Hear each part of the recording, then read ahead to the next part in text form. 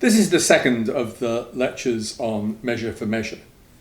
In this lecture, I would like to talk more directly about the political themes that inform the play. As I said in the earlier lecture, Measure for Measure discusses some very important political topics, including law, justice, the nature of sovereignty, and the intractability of human nature. Now, I say that Measure for Measure discusses these topics. It does so in a poetic, dramatic form, rather than the rational, discursive form that we are more familiar with in political theory. Because I want to confine my lecture to 10 minutes, I can't really address all of these topics. Let me begin first with law. There's a very interesting exchange in Act 2, Scene 1, lines 212 and going forward. An exchange between Aeschylus and Pompey. Now remember, Aeschylus is the wise, seasoned counsellor that the Duke didn't give power to. He gave power to Angelo instead. But Aeschylus appears throughout the play, and in an exchange between Aeschylus and Pompey, remember Pompey is one of the low-life characters who inhabit the demimonde of the world of prostitutes. Pompey is, by his own self-description, a tapster, which is to say barman, but the suggestion is that he is also a bawd, which we would probably call pimp. And he's been hauled up in court, and Aeschylus has the following question for him. How would you live, Pompey? Which is to say, what do you do for a living? By being a bawd? What do you think of the trade, Pompey? Is it a lawful trade? And Pompey replies, if the law would allow it, sir. And Aeschylus says, but the law will not allow it, Pompey. And that's an interesting exchange, because it's quite clear that Aeschylus and Pompey are using the word law in different ways.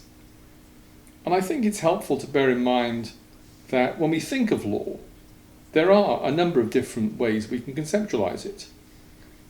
On one understanding, law is a command of a legitimate sovereign government, a king or a parliament. The law of the land is the law that has been decreed by the king or the parliament. That's law number one. There's a second sense of law, which is law as something grounded in the nature or reason or God. On this second understanding of law, law constitutes this higher standard that might be used to judge actual existing laws of various lands.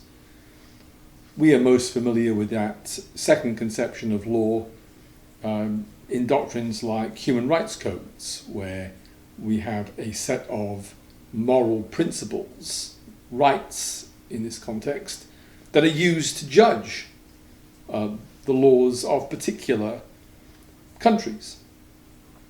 There's a third sense of law where law refers to a common sense understanding of what's acceptable, what ought to be the case, and with no great theorization of why this happens to be the case. And think about this exchange between Aeschylus and Pompey. Aeschylus says, is it a lawful trade? Well, he's not really asking Pompey what the law of the land is. He knows what the law of the land is. He's asking Pompey whether this is a morally respectable trade. Is this a decent trade that some a man of principle would conduct, and he clearly thinks not. Pompey chooses to answer the question, though, Pompey chooses to answer the question by referring to one of the other understandings of law. And he says, in reply to the Aeschylus, it is if you make it the law, with the suggestion that you ought to make it the law. And he's pointing, I also think, to this third understanding of law, where it is a common sense practice that everyone does, and we should accept that this practice should be tolerated, permitted. And we should accept that this practice as an inevitable dimension of human nature. Pompey supports this claim that prostitution ought to be permitted, that it's a reasonable practice of flawed human beings, by saying to Aeschylus, does your worship mean to geld and splay all the youth of the city? Geld means castrate, splay, remove the ovaries. Pompey is saying, in effect, your effort to prohibit this practice is impractical. It's unfeasible. It goes against human nature. Now, we encountered arguments about practicality, feasibility, in our discussions of Plato's Republic. If you recall, in Book 5 of Plato's Republic, this question arises of whether the Callipolis that Socrates has been describing is feasible. And Socrates claims it is feasible, but only if philosopher kings rule. And in the absence of philosopher kings, then the Callipolis isn't practical. We have in the exchange between Aeschylus and Pompey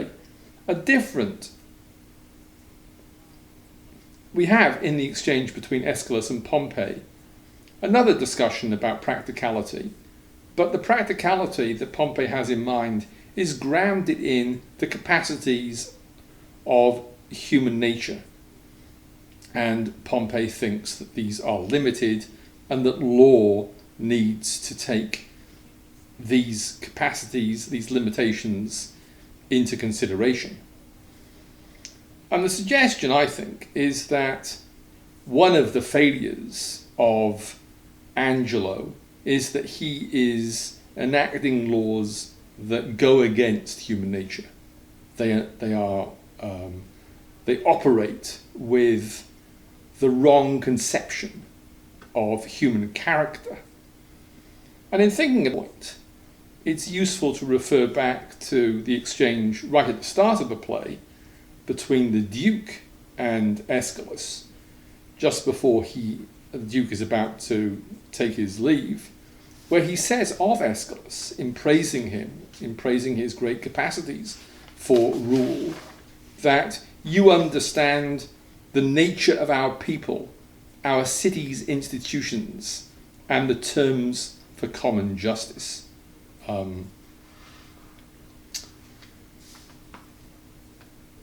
Okay,